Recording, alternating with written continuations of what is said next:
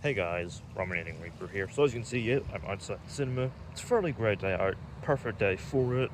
And well, this is a very, very exciting one because a brand new day is about to begin. Yep, Spider-Man is back on the big screen. Been really looking forward to this one because, well, it's a new Spider-Man film. And especially, building on that, really exciting and, weighty conclusion to No Way Home. I'm really excited to see how they pick up with that.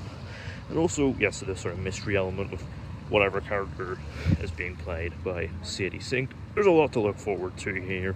I'm really hoping they deliver on that hype, but the only way to find out is to head in, get some snacks, and get seated for Spider-Man Brand New Day.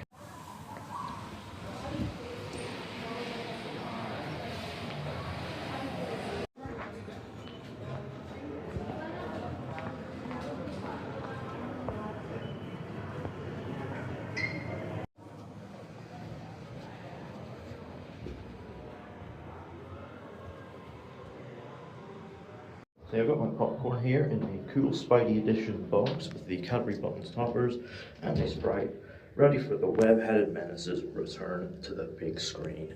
Oh yeah.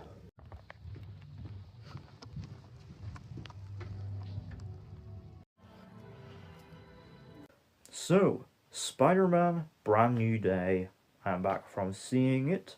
The film is directed by Destin Daniel Cretton, director of Shang-Chi and the Legend of the Ten Rings, who's taking over directing duties from John Watts, who directed all three of Tom Holland's previous Spider-Man films. Look, it's been nearly 5 years since No Way Home, so of course it's about time for a new Spider-Man movie, and well, there's a lot to be excited about here. Obviously, it's a street-level story, one that features plenty of other cool characters as well, including Punisher and Hulk, and a mystery character being played by Sadie Sink. A potentially juicy role, especially coming off the back of Stranger Things ending. There's a lot of cool stuff to be excited about with this one. But does the film deliver on the hype of Spider-Man's long-awaited return to the MCU? Let's find out. So the film is set 4 years after the events of No Way Home and Peter Parker's decision to cast a spell that made the entire world, including those closest to him, forget who he is. Now completely on his own, Peter copes by throwing himself into his work, fighting crime as the friendly neighbourhood Spider-Man.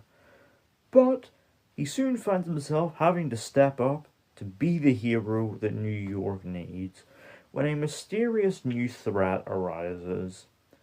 However, stopping it is not as simple as it seems, as Peter's body and the arachnid DNA within him begins to undergo a series of dramatic changes. So this film had a lot of weight on its shoulders. Obviously, it had to live up to the hype of it being Spider-Man's return to the MCU, but it also had to build on No Way Home's quite ballsy ending without just immediately undoing it. No easy feat, but they managed to pull it off. This is a really good film and easily the best of Tom Holland's Spider-Man films. So something I really enjoyed here is the emphasis on it being a more grounded, street-level story. Yes, there are other heroes in here, including, yes, Punisher and Hulk, and, John Bernthal and Mark Ruffalo are great, and, step back into their roles with ease. And yes, there is a big overarching threat here throughout, but there are no multiverse-level stakes here like in No Way Home. The threat level is very much contained just to New York, and very much just feels like a classic Spider-Man story ripped straight from the comics. And I think what really complements this approach is the new suit, which I love and think is absolutely perfect. It just feels so classic Spider-Man, but it also feels real and tangible. There's no tech enhancements. There's not lathered in CGI. It's real, tangible fabric, and you can see all the creases and folds. It is great and honestly gives the Amazing Spider-Man 2 suit a run for its money. I love it.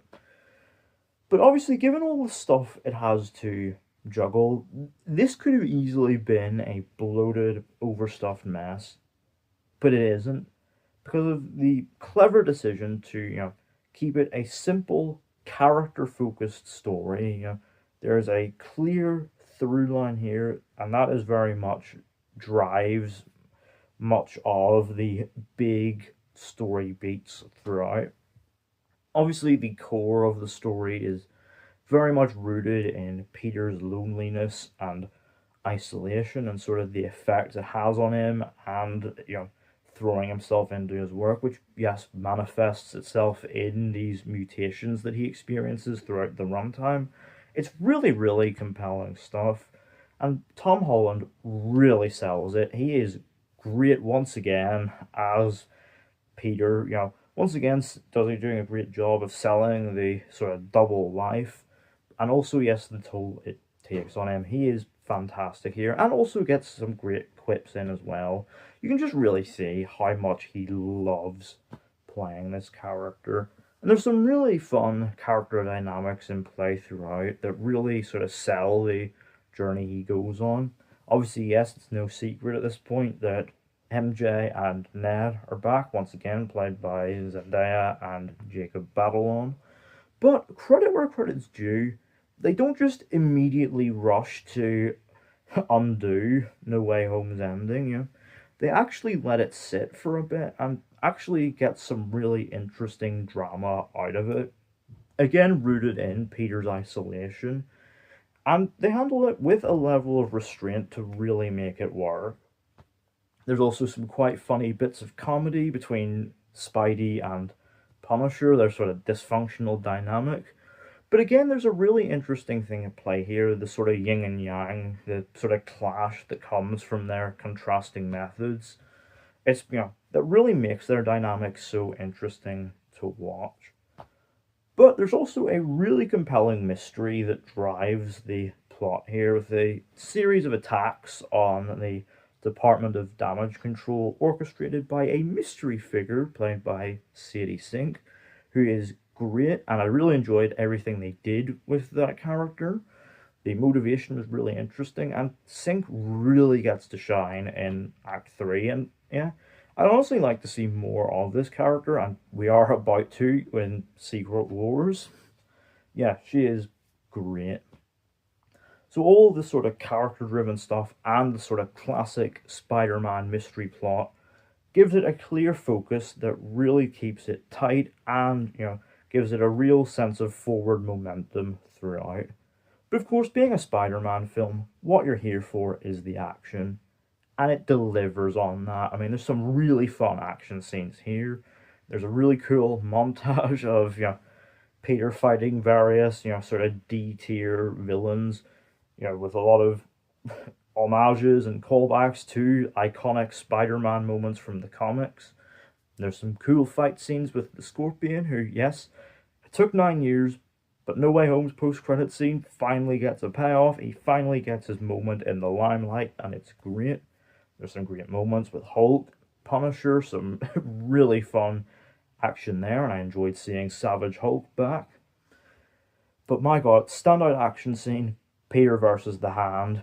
If you know, you know. Absolute cinema.